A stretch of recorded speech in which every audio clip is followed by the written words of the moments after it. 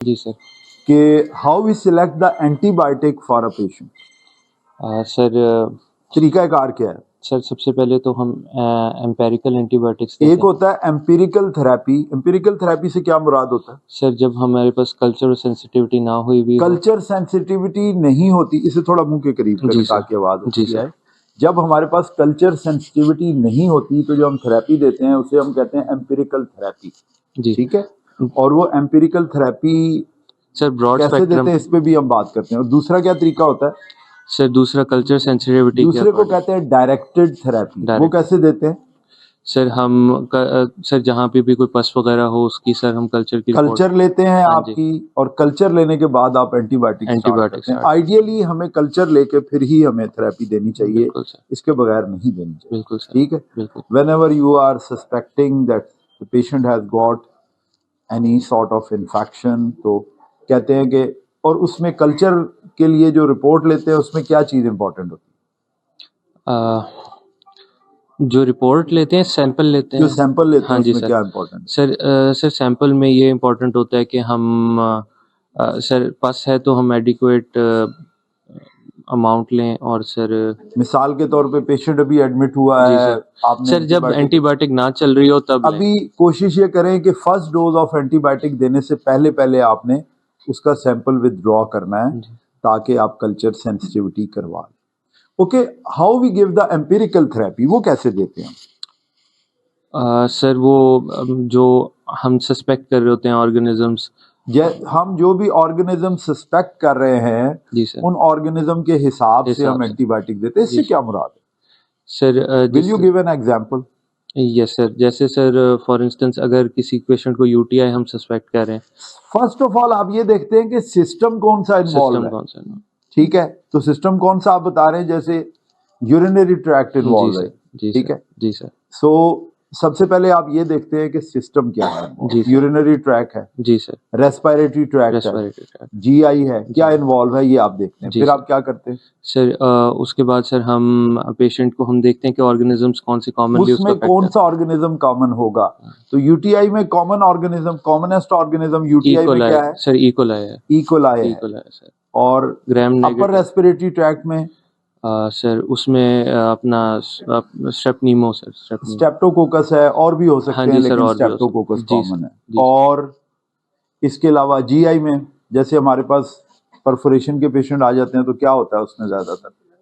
Sir उसमें sir एनरोब्स होते हैं मोस्टली। ज्यादातर आपके पास होते हैं ये अपना है बैक्टीरियोइडीज होते हैं। जो जीआई के अंदर अगर टाइफाइड है तो वो भी डेफिनेटली इन्वॉल्व कर साल्मोनेला सकता है। टाइफी। इसके अलावा बैक्टीरियोइड्स है और ग्राम नेगेटिव है, ग्राम दो नेगेटिव। चीजें कॉमन होती हैं। बिल्कुल सर।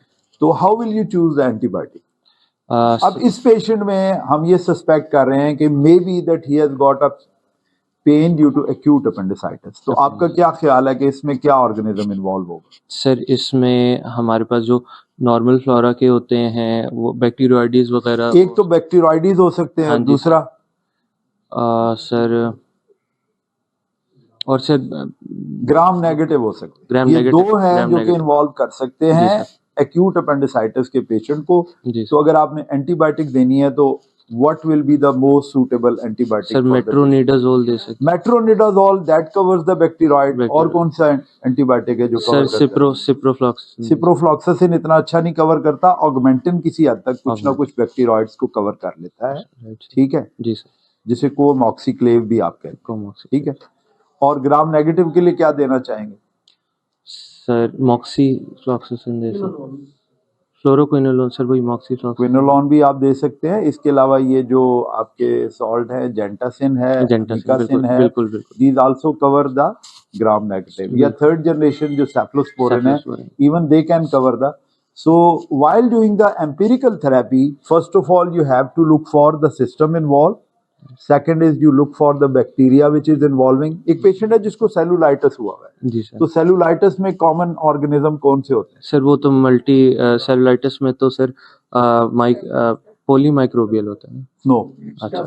स्टेफ होते हैं, स्टेफ ऑरियस या स्टेफ ऑरियस। स्टेप्टोकोकस होता है। जी सर। अगर इसमें भी पहले नंबर पे रखना चाहें तो स्टेप्टोकोकस पहले नंबर पे आता है, स्टेफिलोकोकस दूसरे नंबर पे आता है, तो जी क्या एंटीबायोटिक बेहतर रहेंगी? तो सर इनके लिए तो पेनिसिलिन्स बेहतर रहेंगी। पेनिसिलिन्स बड़ी अच्छी रहेंगी, गुड।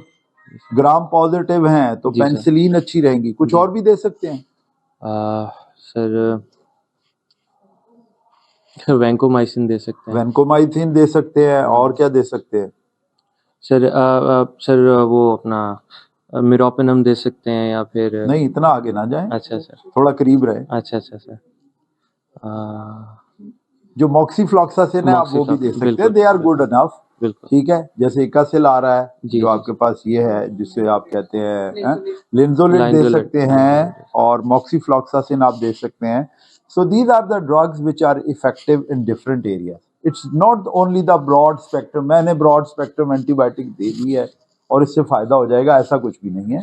सो जब भी आपने एंटीबायोटिक का चूज करना है, whenever you want to choose an antibiotic, तो इसको किस पे डिस्चार्ज करेंगे फिर आप?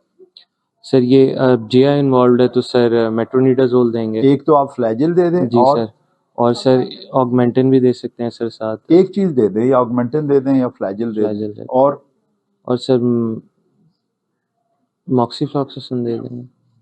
मॉक्सीफ्लॉक्सासिन भी कवर करती है ग्राम नेगेटिव को। ठीक है, ये दोनों दे दें। ठीक है, ठीक है ओरल दे दें, ये दोनों चीजें दे दें। जी सर। ठीक है, मेट्रोनिडाजोल दे दें और मॉक्सीफ्लॉक्सासिन दे दें। Thank you very much. Thank you.